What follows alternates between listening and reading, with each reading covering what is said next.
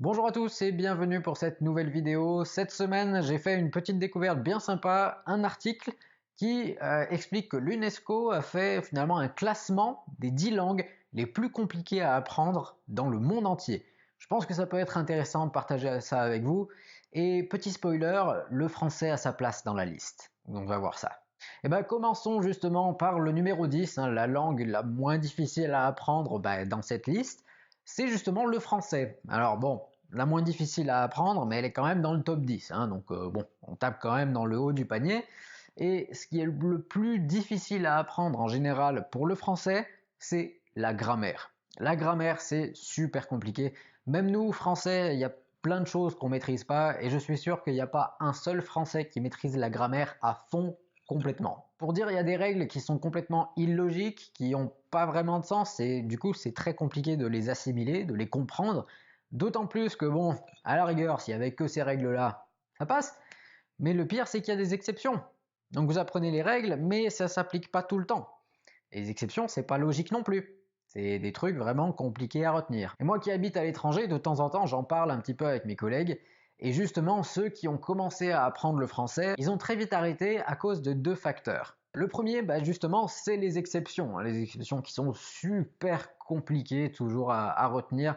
Parfois, c'est des listes de mots super longues et parfois, c'est des cas vachement abstraits qui sont très difficiles à intégrer. Deuxième facteur, c'était la prononciation. Alors, pour nous, qui parlons français couramment, c'est pas un souci. On parle français sans problème. La prononciation, c'est vraiment pas un souci. Et faut dire qu'en tant que français, la plupart du temps, on est très fier de notre langue et on a du mal à accepter que les gens fassent des erreurs, surtout au niveau prononciation. Et il faut qu'on se détrompe et qu'on se rende compte un petit peu que le français, c'est vraiment très difficile à apprendre du point de vue prononciation, dans le sens où il y a énormément de lettres muettes, c'est incroyable. Prenez mon nom, Thibaut, 8 lettres, phonétiquement parlant, on peut écrire mon nom avec 4 lettres. Voilà, donc il y a le double des lettres qui sont vraiment nécessaires. Donc je comprends les personnes qui essayent d'apprendre le français, je comprends qu'elles galèrent un peu. D'ailleurs, quand j'ai commencé à travailler en tant qu'aide-soignant du coup à l'hôpital, il a fallu, je pense, à peu près 6 mois pour que les gens apprennent à connaître mon prénom.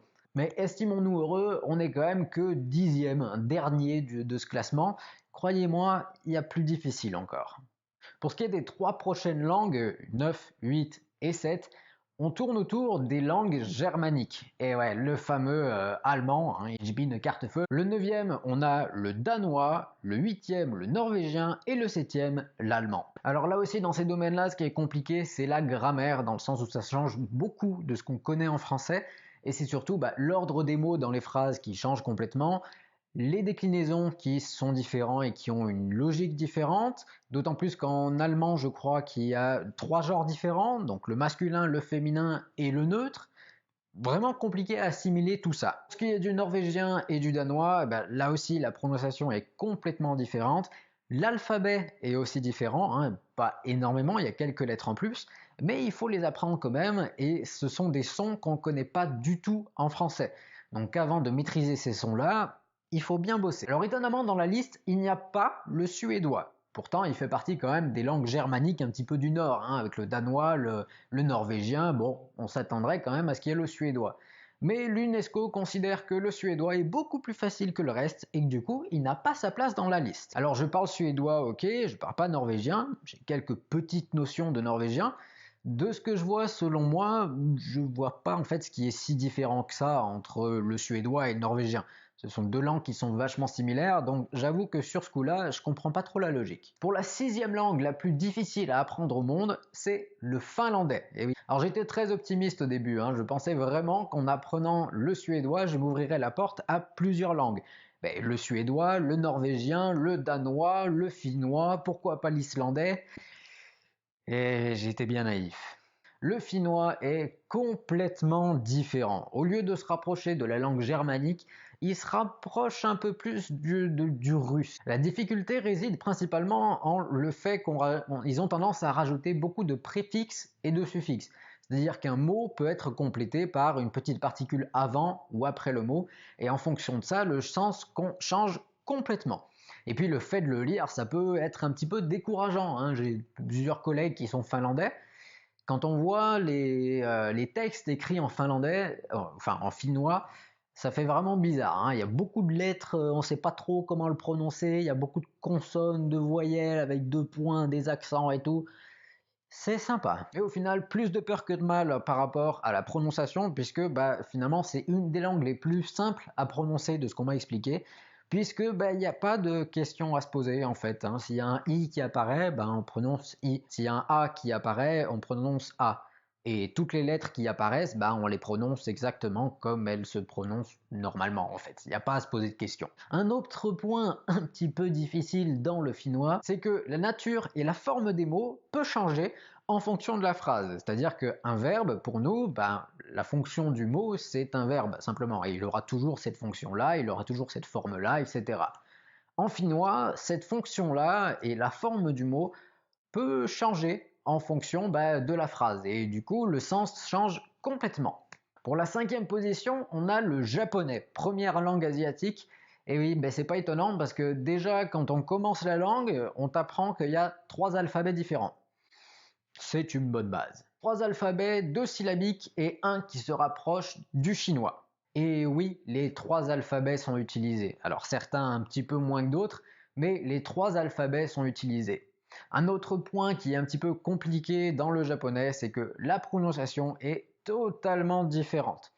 Pour plusieurs raisons, déjà que chaque langue intrinsèquement a des différences de prononciation, évidemment, mais c'est que là, il y a la culture aussi qui rentre beaucoup en compte. C'est-à-dire que si vous regardez un petit peu des mangas, si vous vous intéressez un petit peu à la culture japonaise, vous verrez que les réactions qu'ils ont au Japon sont disproportionnées par rapport aux réactions qu'on a ici. C'est-à-dire que quelqu'un qui est content va exploser de joie, va hurler. Quelqu'un qui apprend une mauvaise nouvelle va hurler aussi. Et ça se retrouve aussi dans la prononciation. Comme quoi la culture a aussi une influence dans l'apprentissage du langage. Étonnamment, la grammaire du japonais est assez acceptable en fait. Elle n'est pas si difficile que ça. Par contre, un point qui est difficile et qu'on ne retrouve pas forcément dans les autres langues, c'est la notion de politesse. C'est-à-dire qu'en fonction de à qui on s'adresse, il y aura des formules de politesse différentes et des suffixes complètement différents. En fonction de si vous vous adressez à une petite fille ou à votre maître de karaté, vous aurez différentes suffixes à utiliser et différents tons finalement à utiliser aussi. L'un des principaux problèmes que rencontrent les personnes qui veulent apprendre le japonais, c'est justement un peu les quiproquos culturels comme ça à cause d'erreurs du langage, comme là à cause du suffixe ou à cause de l'intonation, etc., qui fait que par moments ils peuvent être mal compris. La 4e langue, c'est l'islandais. L'islandais là aussi est complètement différent en tant que prononciation, que grammaire, etc. C'est une langue qui a là aussi des influences germaniques, mais qui est assez archaïque dans le sens et tout est compliqué dans l'islandais. Des déclinaisons aux origines un petit peu germaniques super dures, du vocabulaire très précis. Déjà qu'en France, on a beaucoup de vocabulaire pour décrire les choses. Alors l'islandais, ils en ont encore plus. Là aussi, un petit peu comme en finnois, les mots peuvent changer un petit peu de forme en fonction de ce qui les entoure. Donc pas forcément du sens de la phrase, mais de ce qui les entoure, de ce que j'ai compris. Donc en tout cas, un mot islandais, de ce que j'ai compris là aussi, peut avoir plus de 70 formes. Bon courage. La 3e langue la plus difficile à apprendre au monde, c'est l'arabe écrit. Pourquoi je me concentre principalement sur le côté écrit? Tout simplement parce que l'arabe écrit et l'arabe oral, c'est 2 choses complètement différentes.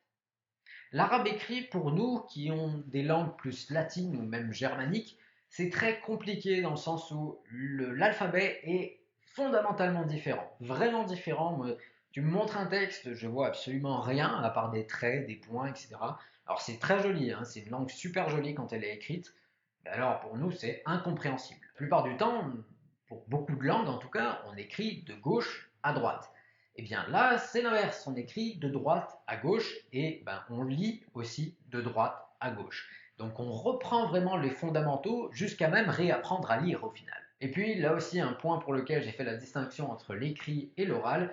Déjà c'est très différent et puis l'écrit est très peu utilisé au final, c'est beaucoup plus l'oral. Et ça j'ai l'impression que ça se retrouve beaucoup dans les langues africaines puisque j'ai parlé à plusieurs personnes différentes qui m'ont déjà expliqué que certaines langues nécessitent presque un double apprentissage. Un apprentissage pour l'écrit, un apprentissage pour l'oral. Alors que dans le reste des langues, j'imagine la plupart des langues, ben, l'oral et l'écrit, finalement, c'est complémentaire. On ne peut pas apprendre l'un sans l'autre. Alors que ben, dans pas mal de langues, même africaines, ben, ce sont deux choses complètement différentes. Deuxième langue la plus complexe, on arrive presque au top 1, c'est le grec. Alors quasiment pour les mêmes raisons que d'habitude, hein, le vocabulaire, la prononciation, l'alphabet qui change complètement. Mais attention, je ne parle pas du grec ancien, hein, du grec antique, hein, je ne parle pas d'Hercule et tout ça. Non, non, c'est une langue qui a quand même pas mal évolué, mais elle reste assez compliquée. Enfin, le top 1 des langues les plus compliquées à apprendre au monde, c'est le chinois. Là aussi, on passe par un alphabet différent, mais là, cher ami, c'est complètement différent. Tu crois que l'alphabet c'est des lettres? Mais non. L'alphabet est composé de symboles.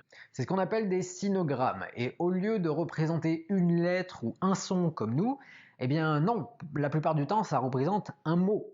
Mais attention, il suffit pas de l'écrire comme ça, de le dessiner un peu au hasard. Non, non, c'est un art. C'est-à-dire qu'à l'époque où ils écrivaient que en calligraphie avec des plumes particulières et tout, il faut vraiment l'écrire dans un sens particulier. On commence de la droite ou de la gauche, du haut, du bas, etc.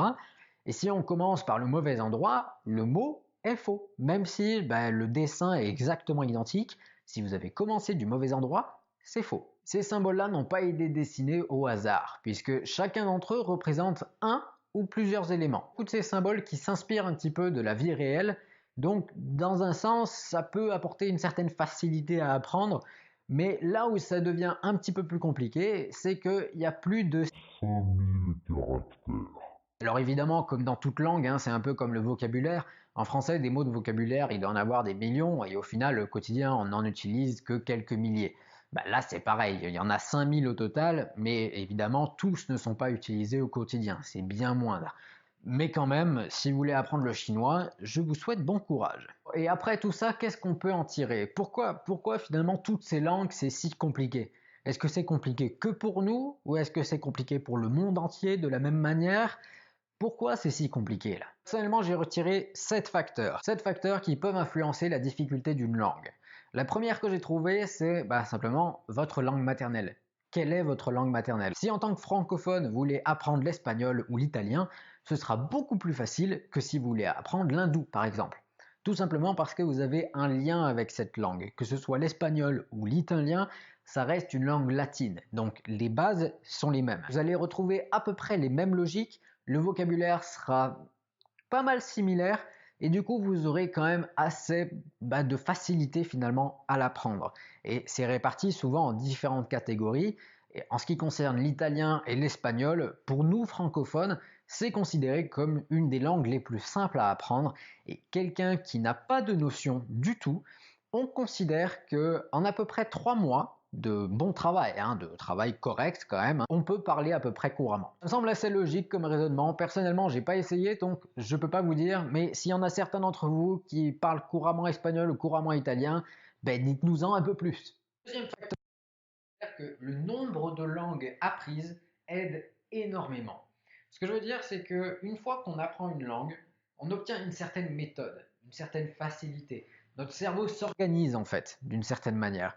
Donc quand on apprend une autre langue, on retrouve certains mécanismes, certains moyens de comparaison aussi entre les langues qui font qu'on a plus de facilité à faire des liens. Donc plus vous connaîtrez de langues, plus il sera facile d'en apprendre des nouvelles. En troisième position, je mettrai la culture. Vous savez, je vous en ai parlé au niveau du japonais.